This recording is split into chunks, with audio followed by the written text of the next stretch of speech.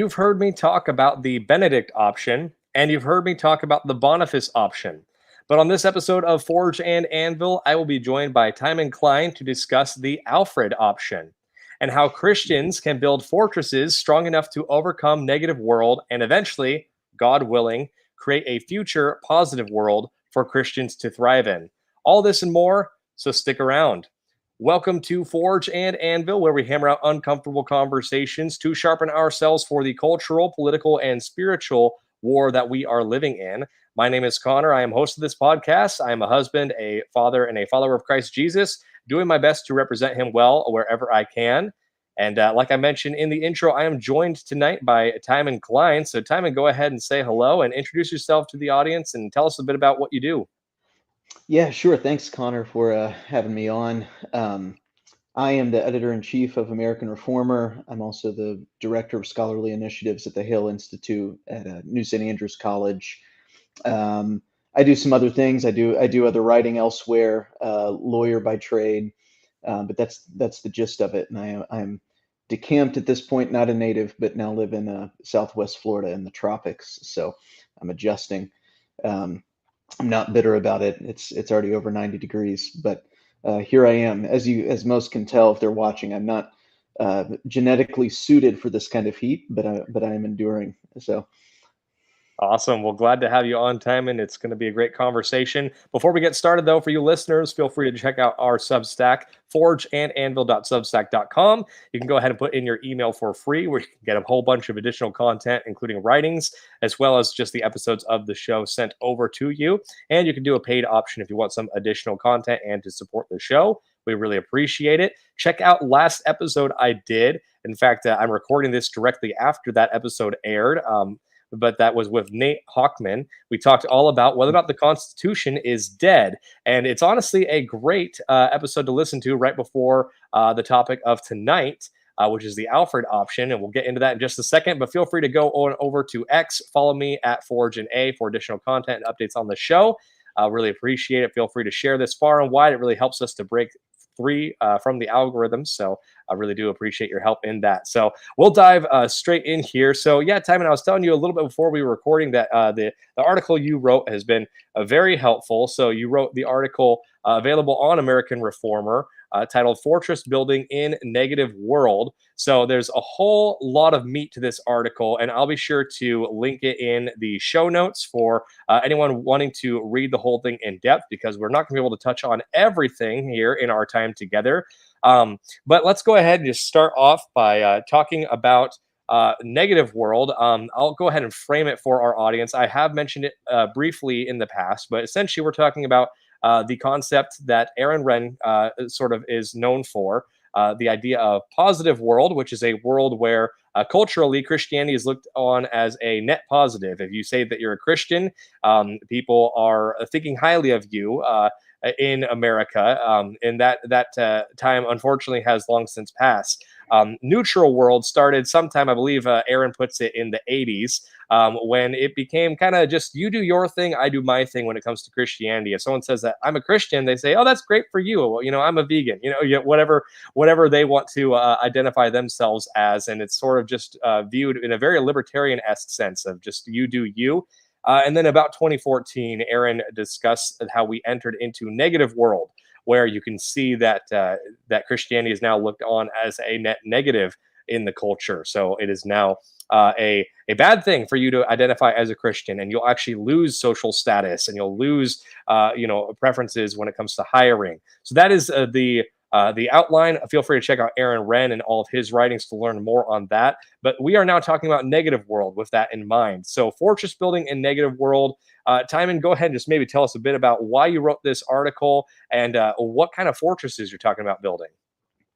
yeah, thanks so much. So I wrote this article with my co-author on this one, Clifford Humphrey, who's a dear friend, and we were actually on a long road trip, and we were discussing Aaron's thesis. At that point, I think the book had just come out. We had both read it either right then or before it came out, and we're discussing some other things that weren't included in the book that Aaron had plugged elsewhere. including this sort of insurgency mindset that we cover in the piece, and we were expounding upon this. And so the article kind of came together as this is how we often work. Um, and so our we needed to come up with some kind of metaphor for the posture, because the book, Aaron's book itself, at the end, he has most of it is the framing that you just laid out. It's expounding upon that framing of the positive, neutral, and negative worlds, and demonstrating that case. And then he has general advice for Christians and how they're supposed to live, but he sort of intentionally leaves you hanging, right? Like you got to it's up to the Christians now, the evangelicals now, to figure out the new framework, the new kind of approach that others in the two prior worlds did. And so the metaphor we came up with, based on Aaron's framework and some of his other advice he's given, was that of a fortress. And the reason we adopted that metaphor is it's both martial in its spirit, right? It's a military term which recognizes the state of the times, which are antagonistic towards Christianity. So it's warfare, right? It's not peacetime anymore, and it's also not a time when you have the advantage of dominance, where everyone else is sort of nipping at your heels. Now you are, in a sense, embattled, and it is warfare. But also it's a martial metaphor, but it's also one that's defensive, right? So it's not necessarily offensive, although we can get into that as well, that we don't want it to be perpetually defensive in our posture. The whole goal here is not retreat, but is the hope of a new positive world that can be created. So that was the metaphor we adopted to sort of make sense of what should the Christian mindset be in this new negative world. And we can unpack this as you want, as we do through the article. But it was essentially taking a couple things from, there's good things and bad things about the prior models of evangelical engagement in the prior two worlds. The good thing about the culture warriors, and everyone thinks of, Jerry Falwell or people like this as sort of exemplars of culture warriors that were products of the positive world, is they did have a martial spirit. They were in sort of attack mode. This is a good thing. The reason that strategy can't work today is it lacks the sufficient strategy for our position, right? It assumes predominance. It assumes a position of strength, and we no longer have that. So an adjustment has to be made, but the right attitude that they had was one of warfare. For the neutral worlders, sort of the Tim Keller's are usually, I think, the person that's highlighted as embodying this position is one that misrecognizes the position they're in also, which is one that's a sort of marketplace of neutrality, where the shared currency is respectability and respect itself, so on and so forth. That no longer exists in negative world because we are disfavored. It's no longer neutral to be a Christian. It's actually a net negative to be a Christian. So you can't assume a sort of fair exchange. But the good thing about that model in neutral world was this sort of infiltration mindset that they had. They were going to go to the cities and they were going to engage, the fight where it was. And so that's a good thing about it. So pulling, the good elements and rejecting the bad elements from both the prior models, we came up with this sort of insurgency mindset that is going to build up defensive structures for itself, that it can consolidate power and its position, and hopefully in the future launch forth, for a new, more favorable world, we might say. Yeah. So ultimately, we can take the good and the bad, and hopefully try to latch onto that good and replicate it for our new model. But we're no longer cultural warriors like Falwell. We're no longer culture engagers like Keller. We are cultural insurgents looking to set up fortresses that can withstand negative world. So, what is it that you are describing when you say fortress? What do you have in mind? And maybe give us some examples of some fortresses that you see that are already established that you wish to replicate or learn from mistakes, at least. Yeah. Yeah. So we take as the two pieces of this strategy. One is own space, and one is to shift your loyalties, right? So we'll cover both of those in turn. But the first, kind of describing the fortress is, if you've ever played these map games like Total War or Age of Empires, so on and so forth, which every guy has as much as he thinks about the Roman Empire, right? He's played these map games. So this is an intuitive analogy for everyone. But the general idea is, when you begin in those games, typically it's like the same formula in all those games. You begin as sort of a fledgling settlement that is very weak and agrarian and kind of, is making its way. And the first thing you need to do typically is create defensive structures to protect your people from invaders, and also to insulate your economy from adverse influences. And so that's what we assess as being the stage we're at, where we've kind of been reduced in our position nationally in America as Christians to where we're basically starting from scratch. So the first, we've lost all of our institutions that we've built. We've lost control of public opinion and public common sentiments, these sorts of things. So we are a fledgling settlement.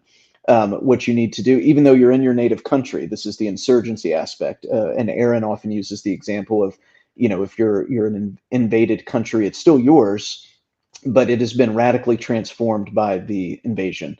And you, even though you know the country well, things have been altered according to the invading force, and you no longer have a good foothold in it.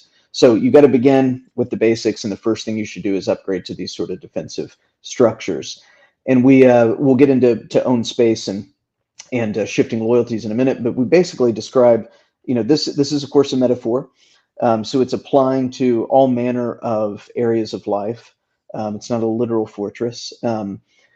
But we think about things that we've lost. So, you've lost, again, the ones I just listed. You've lost education, you've lost media, you've lost, your businesses in many ways. Most businesses are hostile to an open public Christianity in their employees. And so these are the things that Christians need to begin to rebuild.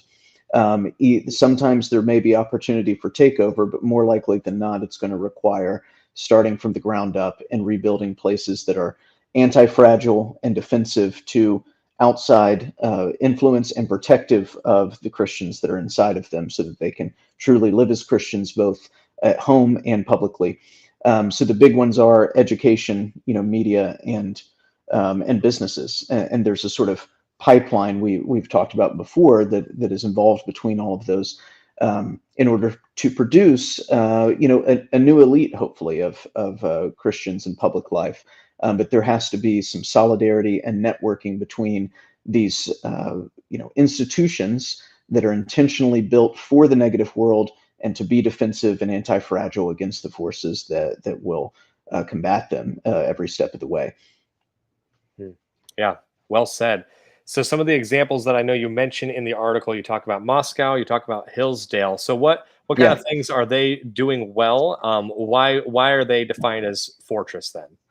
Yeah, so we actually take them as both Hillsdale and Moscow, and there could be many other examples, but as aspirational models for places. They are physical places, and in those places, they have sort of mustered what we would say is a variety of fortresses, to the extent that they are like, the step above. They're like a town, a real town in the metaphor, where you have multiple institutions that are defensible, that are interlinked and networked, that are anti-fragile, so on and so forth. And so they've done this. Of course, both of them possess educational institutions that are now, nationally known for their kind of anti-fragility and militant Christianity, in a sense. And both they're diverse. They're very different places, but they share this kind of common aspect with their educational institutions. Especially in Moscow, you have lots of families that live there, that are intentionally living there to be part of that community, in this sort of ethos that they're building. You have homegrown businesses that have more than homegrown reach. You have their own, especially in the case of Moscow, you have their own sort of media production, right? So they're no longer captive or dependent upon external media productivity to produce the content that they want. That's being anti-fragile. Nothing can hurt them. Their church buildings and their business buildings, they own them. So leases can't be pulled. They can't be kicked out. They are anti-fragile in their position. Whereas you would have, we've talked to, friends of ours who are pastors in very blue areas, very hostile areas, that have, over the past couple of years, especially through COVID, and as these particular areas, these pastors and churches became more public, they lost their space. They literally did lose their buildings. That's because they had a fragility there. They had a pressure point. So the whole goal is to remove those as much as possible. And if to the extent you can do that within a community of other aligned fortresses, in the metaphor, people doing the same thing but maybe in a different industry or a different profession, it only bolsters your own position. And then the extent to which localities that have a multiplicity of these fortresses can be connected and supportive to and supportive of other locales like that, again, your position is bolstered all the more. So we use those two examples as being, this is aspirational. They're not cities yet in the literal or metaphorical sense. They don't have that kind of power, but they are the step above fortresses where they've created this over time. In both cases, it's taken many, many years. But they kind of represent, here's where you want to go, by analogy, adjust for your own context and your own place. But this is a model of success that we can point to. So when we start to talk practically about where and how to start building a fortress, what kind of things do you think, if some person's listening to us, let's say in central Oklahoma, and they're loving what we're saying, they want to begin building a fortress that can withstand the weight and assault from negative world, and hopefully live past it to eventually help build a new positive world. Where does that person start? If it's just say family man, average lay person, church goer, loves the Lord, wants to begin. Yeah. So this is where, to shift your mentality about all of this, and then unto action, right? So we highlight two sort of principles that are essential to this mindset. One is to shift your loyalties, and we talk about the work of Michael Lind and others who have distinguished between both the government and the nation, which is something that's difficult for the average American to do. I mean, we are the average grill American, you might say, is very patriotic. He loves the troops. He loves, whatever, much about sort of the grand national story and grand national apparatus. He's very, his national news intake is just that. It's all fixated on national things, meaning federal things, the presidential election, all this sort of stuff. We advocate for shifting your perspective and your loyalties to more local considerations, both at the state level and literally your county or city municipal level, because this is where you can have real impact. It's the place that touches you most directly. Many things go on at that level that regular people are ignorant of. They don't recognize that. Some of this has come back into the national consciousness generally because of curriculum wars over school boards, wars over libraries. These are things reminding us that actually your local level matters greatly. And that includes even your grander sort of elections. But we want people to be focused on their own neighbors, their own communities. This is where you can have a real impact very quickly. And everything else to consider it as sort of, in many ways, pageantry or things that are designed for distraction. But back to Michael Lind's distinction, the government, the constitutional order, whatever you want to call it, is supposed to be designed in service of the nation, which is the people, and all of the expressions of those people in their local areas and their regional areas. There comes times when those two things are no longer congruent, and this is something we've drawn from Aaron Wrenn and others, where pointing out that the average person serving in the military in combat, he's from Appalachia, he's from Middle America. He's the exact type of person that most of the politicians and the incumbent elite and the military itself, through their public messaging, indicate that they dislike or they're not concerned about. And so, as much as it is difficult for Americans to say, I'm no longer serves my interest, they need to wake up to that fact. And so the point is to shift all of your perspective, your resources, your time, all these things to the place that is that embodies and where your people live, to the nation in its local expression where you live. And this is essential in your sort of mindset change, so that you can actually focus on what matters and where you can have an impact. But then the second sort of thing we want people to grasp is this concept of own space. It's another thing Aaron's talked about, and he's drawing it from others as well. And the root sort of source of this idea, it comes from Machiavelli, which will bother many people. But the Machiavelli talks about, he's giving advice to rulers. This is both in the Discourses on Livy and the Prince. And he's talking about the fact that you can't rely on foreign arms, meaning mercenaries, because they don't actually care about the things you care about. They are fleeting in their loyalties, and they're the only thing they're aligned with is coin, really, right? So they're not reliable, especially if you're being invaded, or if you're mounting a big campaign. And so transferring that into our context, regular people, non-military situation, the idea, again, as I sort of plugged earlier, is you can't rely on things that are unaligned with you, that are foreign arms in this sense, for anything that is intricate to your way of life.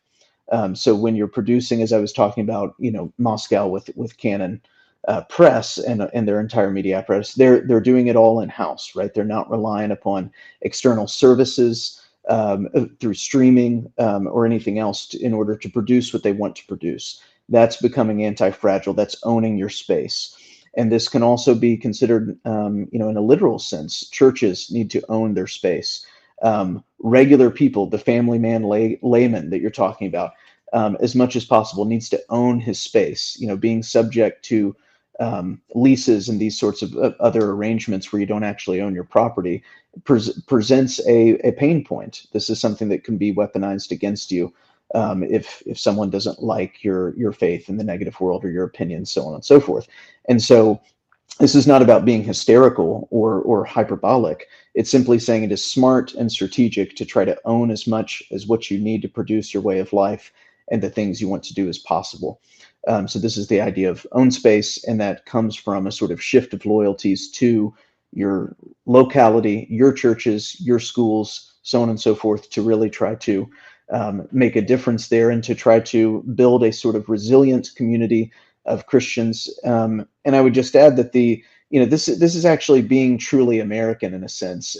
There's anything you read that's a good historical work on the founding period. Everyone's sort of political consciousness is rooted in their township or in their city. These sorts of things. That's their whole world of activity within that original confederation of states, and they're highly loyal to these areas. It's their whole life, and that's where their activity is expressed. And many, including Tocqueville and Thomas Jefferson, write admirably about or an admiring tone about the New England townships and how they govern their local lives, and know each other and all this sort of thing. And it's essential for a healthy republic to be that way, because a very large republic is probably impossible. So that's all we're wanting people to grasp, and that's the initial sort of mind shift you need in order to start engaging the negative world and figuring out where you can actually be effective and make progress. Right. Right. And I've got quite a few thoughts on all that. One that it comes to mind is a sort of a more, I guess, mainstream example of someone who kind of has seen own space in a similar way. Rich Mm, Dad Poor Dad talks about the mm, five G's that he focuses on for wealth building, and it's guns, ground, gas, gold, and grub. So talking guns, obviously. An armed society is a polite society. Ground, he talks about owning actual physical land, mhm, and to your point, buildings. Having that anti-fragility of actually owning the deeds to the building that you are mm, gathering in. Um, Gas, just energy, of course, is just the means of production, not letting someone else being able to shut off your water and your utilities. Um, Gold, obviously, it's because fiat money can be messed around with, and gold is God's money. mhm. And grub, the idea of being able to produce your own food. And I think that's just a interesting sort of more mainstream example of what you're saying. And Yeah. hopefully, me sort of throwing that out there can kind of help some people connect the dots with. You're not saying anything that's radical. You're just saying some common Mm, sense thing that these high performing individuals, like Rich Dad Poor Dad, who thinks more individualistically, he still mhm, sees this because he's just thinking mhm, common sense.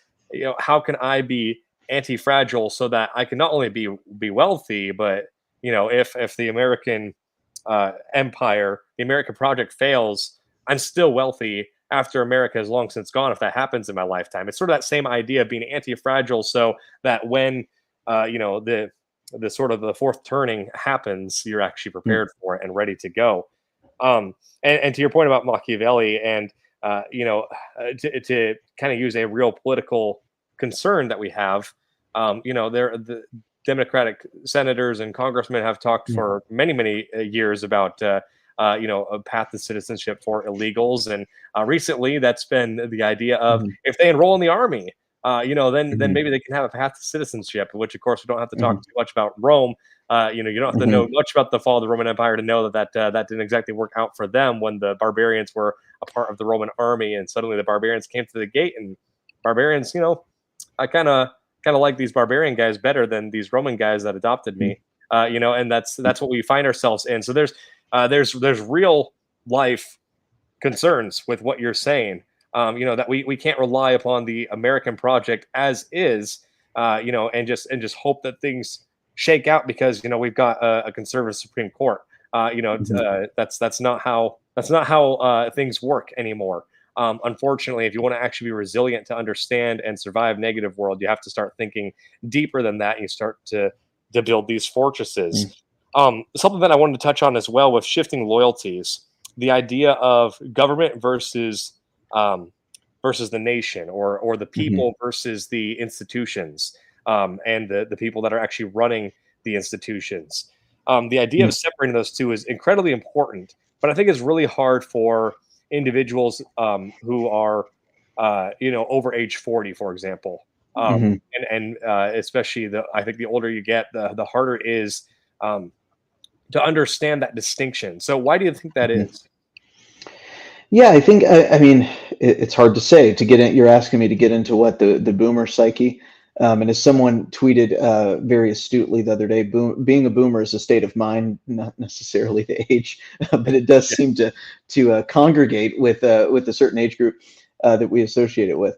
I think it's a different time that they lived through, and a time in which a lot of resources and propaganda were pumped into national solidarity and eroding, um, what should we say, subordinate or subsidiary distinctions and loyalties. And this is, the product of the 20th century. If you read Rusty Reno's Return of the Strong Gods, it gets into this Mm, a lot. So all of that, these are people that lived through, for the most part, that they were probably born right at the beginning of it starting, and the rest they've lived through, and so it's very difficult for them to shift their loyalties in this sense, or to even make that distinction conceptually. It's in some ways it's kind of like, if you lived in 1515 or something, or 1516, the idea that you would have the church split in Western Christendom would have been a very difficult conceptual problem. You would really have no categories for it. Um, that might be, a bit of an extreme analogy, but it's something like that, where all of a sudden conditions change and new possibilities, the plausibility structures change. But this is instigated by, certain events and shifts within the country itself, and a lot of that is destabilizing and confusing.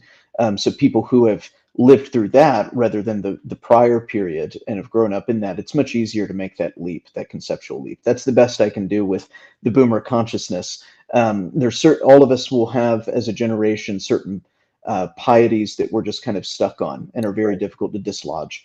And this is kind of one of them. And it's very admirable, and they lived through great periods of American history and had a lot to be proud of. It's just not the situation anymore.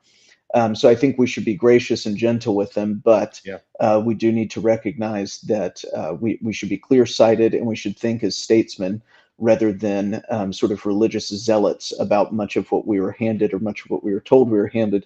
And I mean, you were mentioning at the beginning of the show, you just talked to Nate Hockman about the death of the Constitution. Yeah. This is one of those. What would you call it? Conversations, I guess, that's emerged, that is really a divide between people who, I would say, are trying to be politically astute, and in a sense, if we want to put it in our own context of America, are trying to think like the founders did rather than simply what they did with, and sort of parrot it, right? Mm, So the founders of, the people living in the 18th century, were good statesmen. They were politically astute. They understood these things. You can read them about it. We've written about it some at American Reformer. This is as American as apple pie to talk about whether this constitutional order is going to function appropriately, and is if it is any longer suited to the people it's governing.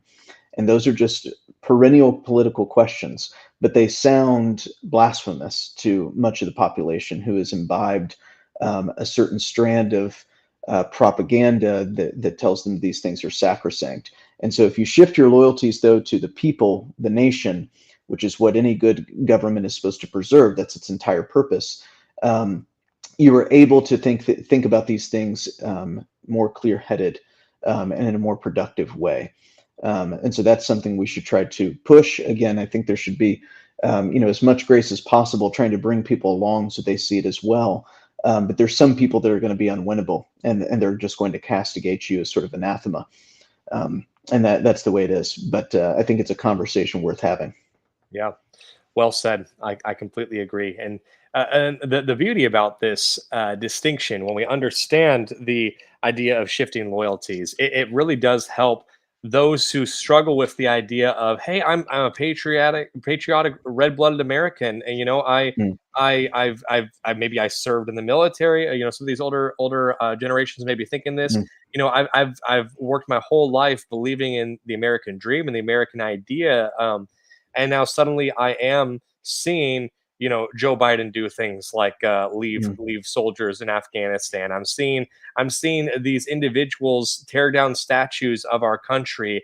And so they're maybe struggling with the idea of, how do I salute this flag when it's the government that represents it is currently antagonistic towards me. um, you mm. know Yeah. so maybe they say, well, I'm saluting to the history of America, and that's great, as well. And I think Mhm, that that's admirable. But what we're saying by shifting loyalties is, think about the what you would maybe call heritage Americans, the individuals mm, that actually still hold to those ideas and still actually look at the founding with admiration.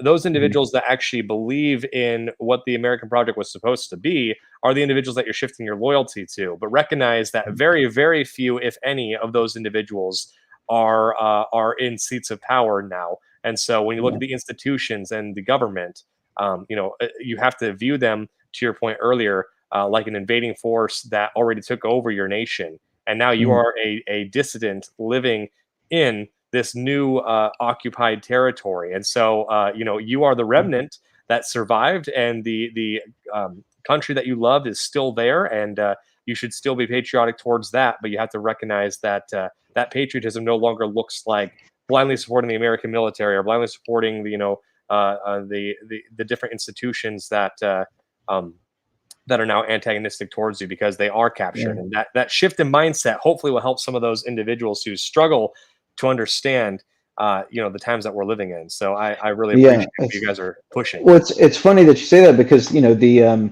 according to the New York Times and other mainstream outlets, um, venerating the American flag is actually one of the most subversive things you can do at this point. It's scary. It Yep. stands for racism and all these things.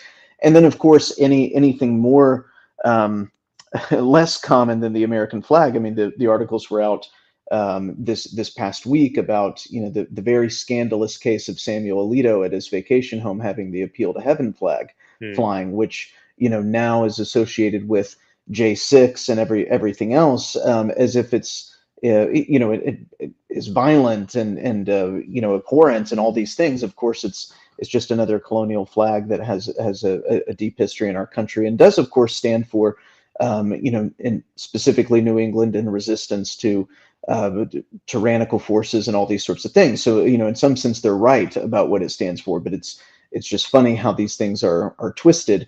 And these sorts of episodes should wake regular Americans up that there's really no escaping this. This is again why we say you have to build fortresses. There's nowhere to run to. There's not a monastery. You can't really escape these things. You're just going to have to turn and face them, and you're going to have to create defensible positions for yourself first, from which you can potentially strike. It's coming for everyone. You can't just really ignore the shift in the loyalties of your opponents, of your antagonists. Their loyalties have shifted as well. They no longer care about what you described as heritage Americans, people who are deeply rooted in the country, have ancestral ties, and all these things. Which is not to deny a prospect of assimilation to newcomers. You're always Right. going to have newcomers. But the question is always, what are you assimilating to? What's the Mm. demand of newcomers? And that has been completely eroded, that there would be any cultural center, any historical center to which everyone else must conform in a reasonable way, right?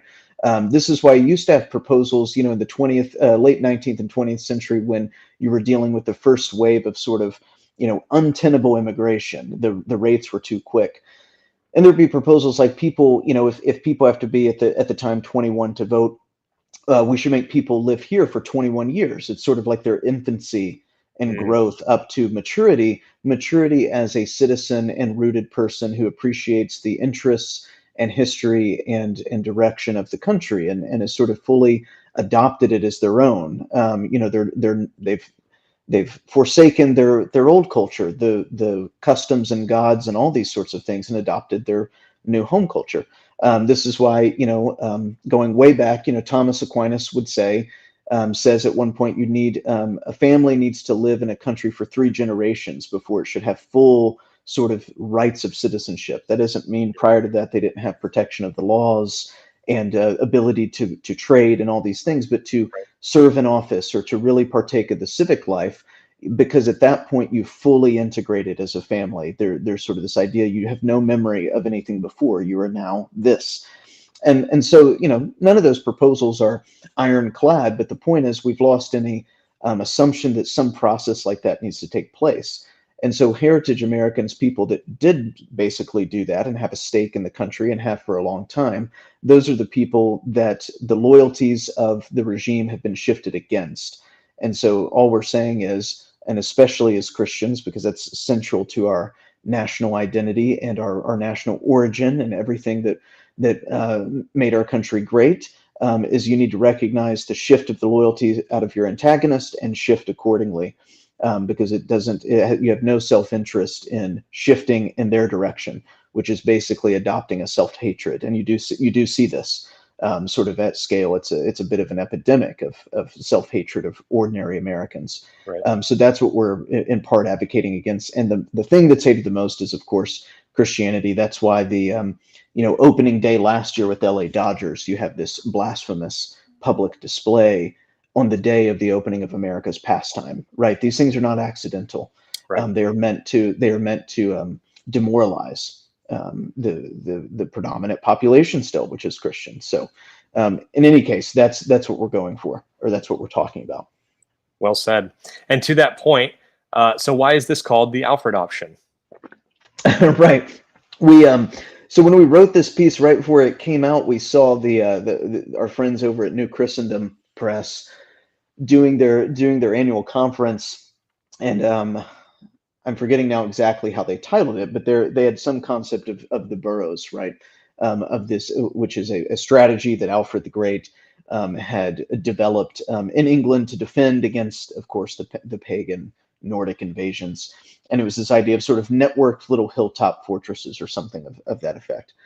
So we said, if everyone needs an option these days. That's a new trend to develop an option. Boniface option, our friend Andrew Isker, and we're sort of refuting, although we think it's caricatured sometimes, but we don't agree with the Benedict option. Right. Mainly because we're Americans and Protestants, so we can't use something Catholic like that. But so we say, if you need something, of course, Alfred wasn't a Protestant, although maybe close. Anyway, that's a rabbit trail. If you need something, call it this. This is the idea. The New Christendom guys are illustrating it well with their own analogy, their own metaphor. And what it's getting at is the idea that, if you just create one fortress all by yourself and don't tell anybody about it, maybe you'll have some moderate success. But if you really want to enact a new positive world adjusted for everything that we've been through in the new circumstances, you're going to have to be interconnected. You're going to have to be mutually reinforcing and supportive. And this goes back to just the basic theory of a society, which is that even if, throw out warfare and violence and sin, even if you didn't have those things bothering you, people, unless they're omnicompetent and omnipresent, which means they're God, which they're not, they are designed to be social, and they need each other to achieve anything great, because each person is different, has different competencies. And the same is for communities, and this is how you arise into cities and then greater societies.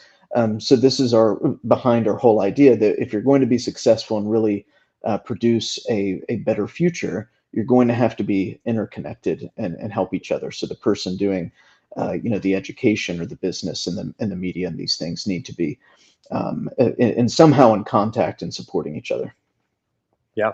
Yeah, exactly. It's making sure that that network is available, because the reality is any island can be cut off from the mainland if it's surrounded Right. by a fleet of ships. And it's that idea of, if an island, if one of these fortresses is surrounded, there are reinforcements that can come from outside the fortress to break Hmm. through the enemy wall and liberate that fortress. And that's really what you're Hmm. getting at here with the Alfred option, is not only do we want to build fortresses, but then once the fortress is built, we want to look and see what other fortresses we can align ourselves with to create a Hmm. network of these fortresses to actually have the ability to support one another and make sure that we are not surrounded on all sides, because Right. we are not putting all our eggs in one basket, so to speak, as far as Right. a people group and a movement. So I think that's a very helpful analogy. So lastly, let's maybe talk a little bit about screening. You Yeah. talked a bit about that in fortress building. So once we've begun to collect our tribe. Let's say we've collected the man I mentioned from Oklahoma earlier. He's now Mm. collected a bunch of like-minded businessmen, maybe a pastor or two. Some Mhm. individuals maybe helping him set up a media company. So they've got their Mhm. own media, they've got their own businesses that are supporting one Mm. another and tithing to the church. They're doing things like sponsoring the media outlet. So they're pretty financially independent. They're pretty spiritually cohesive. Um, Mhm. but now, how do they prevent that fortress that's now newly established from having infiltration? Because we've been talking Yeah.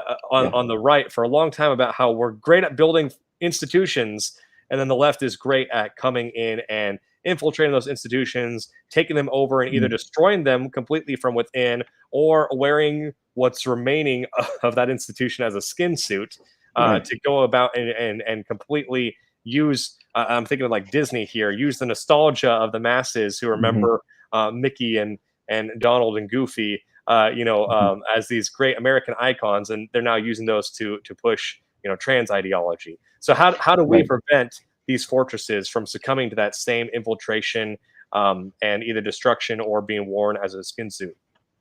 Right. And you're putting your finger on something that we don't cover in depth in the piece, which is that conservatives are, yeah, they're typically good at building things, but they're actually really bad at managing institutions in this way.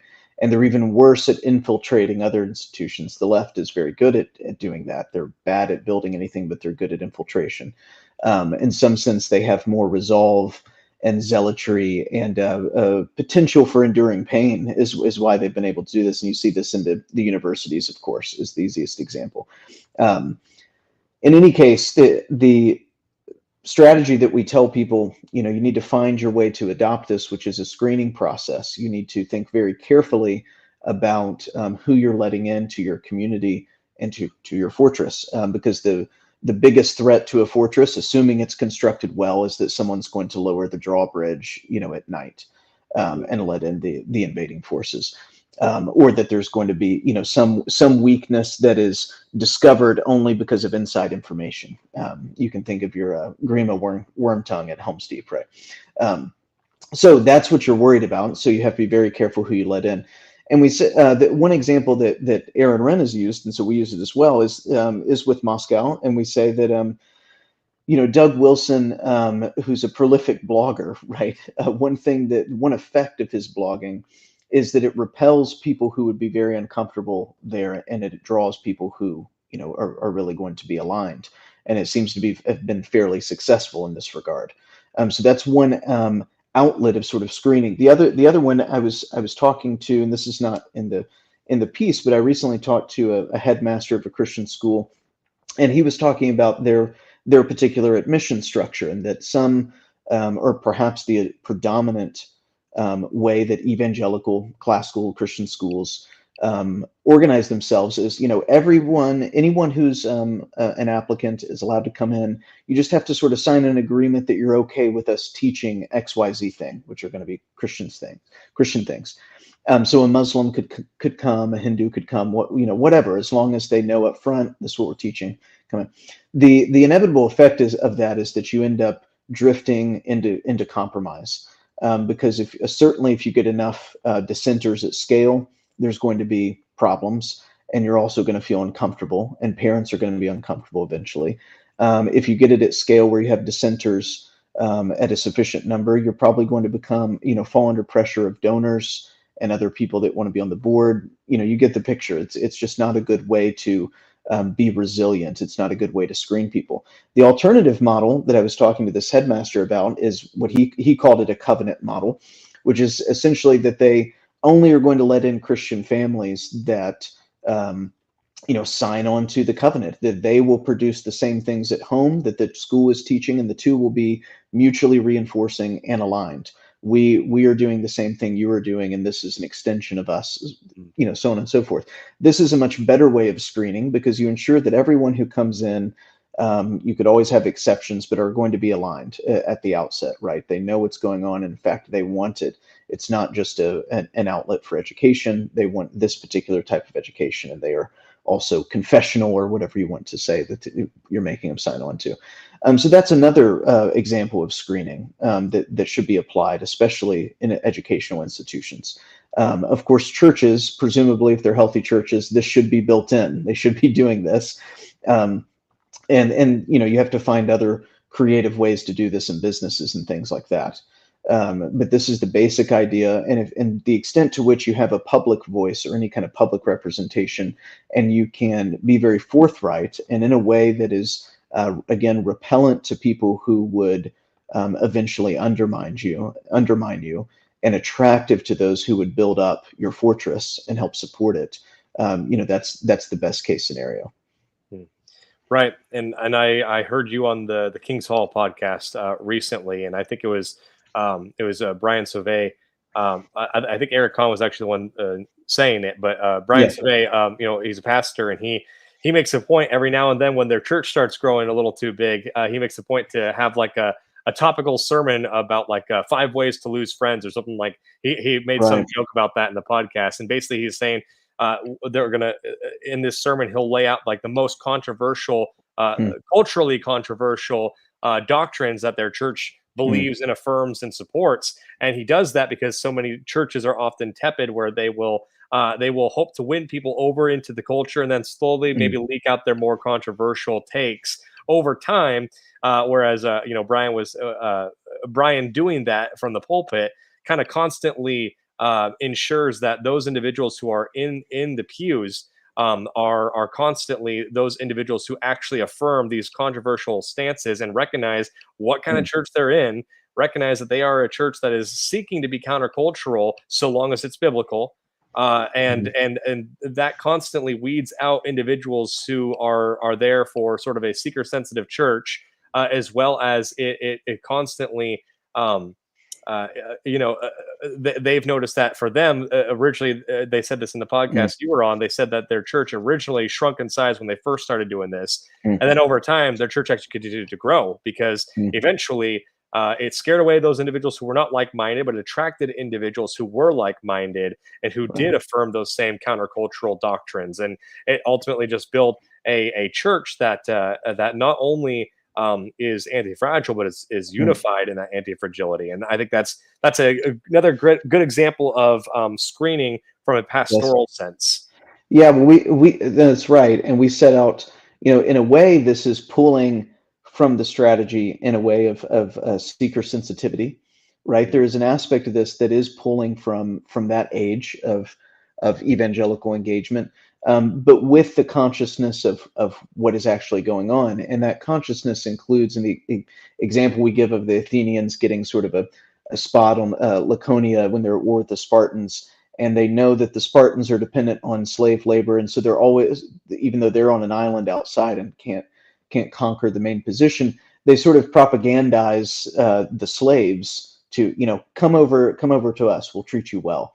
and that undermines the Spartan position, right? So the same idea is here. There's a lot of people out there that have are either through their circumstances or just thinking about their position in the world, are recognizing things are not going well for them, and they would like a better life. They would like to live differently, and they're looking for those opportunities. So you are sort of sending a message out saying, "Come with us if you want to live. We will treat you well. We will let you live, the way that we all want to live. You can join us." And so there is that message going out, but at the same time recognizing that the enemy that you're pulling these slaves from essentially are of course antagonistic to you, and the message is not for them. So you have to make sure there's no moles, coming in. There's no people there to undermine your position. But you are recruiting. There is a recruitment strategy in this, Yeah. and there's many willing participants that are just looking for the call to go out. They're just looking for a place to go, and to be with other people in a community that's actually resilient to the negative world, and is going to be reinforcing to their own way of life they're wanting to establish with their families, churches, and so forth. Yeah. Yeah. Exactly. Well, I mean, I promised you 45 minutes, Timon, and I've already abused your time. The article is fantastic. I'm going to make sure to Thank you. link it below in the show notes, because there's just so much depth in there that we cannot cover today. And so I highly encourage all you listeners to consume that article, and really internalize it. But because there is so much ground covered tonight, Timon, I Mm. want to kind of just give you a chance to add any sort of concluding thoughts for fortress building and negative world that you wanted to share with our audience. And then, of course, once you're done with those concluding thoughts, feel free to tell people where they can find you and keep up with everything that you're doing. Yeah, well, thanks, Connor, for having me on, and this has been fun. I appreciate getting to talk about all this. The only thing I'd add is, of course, that this is a provisional strategy. This is something trying to recognize our position. These are not perennial principles of life. In fact, we hope for a world where they no longer apply in the way that they do now. So for those critics wanting to treat it that way, they're not engaging the thesis well. But we do think it's a realist strategy, and we do think that again, there's going to have to be much development on how to apply this and all the circumstances we haven't even imagined yet, and that people are in. It's sort of the thing about a lawgiver can only imagine so many hypotheticals. He's not going to be able to understand every state of exception and so on and so forth with others and other scenarios that might arise. But we think it's a good formula, sort of framework upon a framework to help Christians make sense of potential action within the negative world once they've sort of engaged Aaron Wren's thesis, his chronological thesis about where we're at and how we got here. So hopefully it is helpful, and of course we're always very eager to hear from people that are either adapting or even critically engaging with this approach in the situation they find themselves in. So we welcome that. And of course, most of my writing is at American Reformer. Other times I'm writing at American Mind and places like that, so people can go check that out. I am on Twitter, so people can follow me for my tweets, such as they are. And that's probably the best place to find me, I guess. That and of course AmericanReformer.org, so they can check those things out. Awesome. Well, what's your handle on Twitter? Oh, right, you got to do the handle. It's T Lloyd Cline. So pretty straightforward. I'm probably the only Timon Cline on there too, so you could just Google that. Anyway. Awesome. Well, thanks a bunch, Timon. Really appreciate your time. And thank you, listener. If you enjoyed this, feel free to go to our Substack, forgeandanvil.substack.com. That is where I host all of the show. You can put in your email for free and get it sent directly to your email every time a new episode drops. And then there's a bunch of additional content here that we do not go through on our regular full-length episodes. I put out some shorts as well for some of our paid supporters. So if you wish to be a paid supporter, you can get some additional content as well as different writings from me that are behind the paywall. Either way, we really appreciate you guys listening. Please share this far and wide. We really appreciate that. I think this is a very practical episode to share with individuals who may recognize that something is horribly wrong and the old way of doing things is not working, and they need some new direction and guidance for what to do in this new negative world that we find ourselves in. So please do share it with anyone that you think this may be impactful towards. We really appreciate all of you listening, and we'll see you next time.